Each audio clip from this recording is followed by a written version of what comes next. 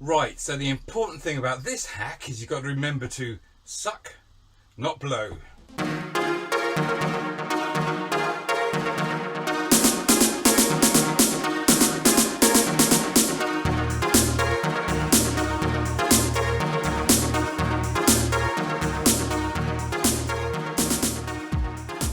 So on this channel what we don't do is hacks about storage, particular storage things you can buy, like special baskets or hanging things or hooks. There's loads of channels out there that will do that sort of thing, so I kind of stay clear of it.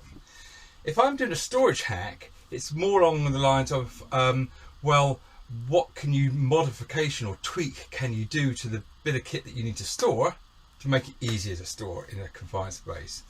Or can I do a hack on this bit of kit so it can be used for more than one thing, so I don't have to buy a second bit of kit for that other thing? And I suppose a good example of that would be that brush hack. I don't know if you've seen it. I'll put a link at the end of this video. Very, very simple hack, but by multi-purposing, it means there's one less thing I had to buy. Or it might be that instead of getting the bit of kit for the job, there's an alternative bit of kit I can get that's not really intended for the job, but it works just as well. And that's easy to store, and that is what this hack is all about. So we've all seen, we've probably got them in our house, vacuum storage bags. Really great idea for camper vans because you can get bedding down into a really small compact area to stash away, but you need a hoover, you need a vacuum, and we're not going to carry one of these big things around. Where do you put it? Where do you plug it in if you're off grid? Now you can get 12-volt vacuum cleaners. They're still quite chunky though, and I don't know if they do the job. And then I just don't need one because I've got a laminate floor. I just use a dustpan and brush and a broom. That's all I need. So why would I buy a bit of kit just for that? Okay, it's too big. I need something smaller.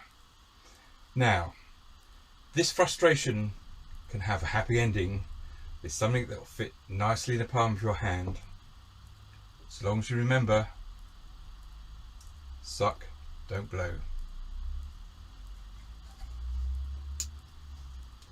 Now many of you are going to recognise this because you've come from the tent days.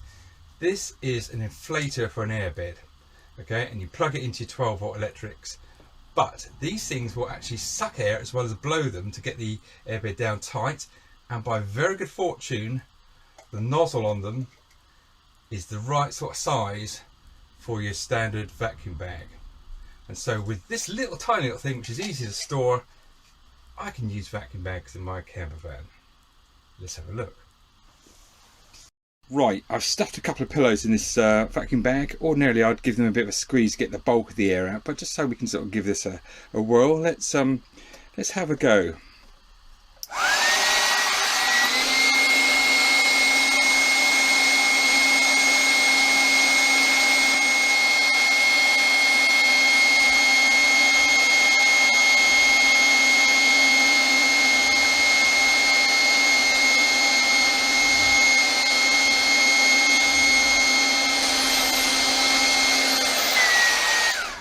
Well, there you go. That was a minute, and look at that. Pretty good. Okay, you'd probably be quicker if you had a proper hoover, but this is a camper van.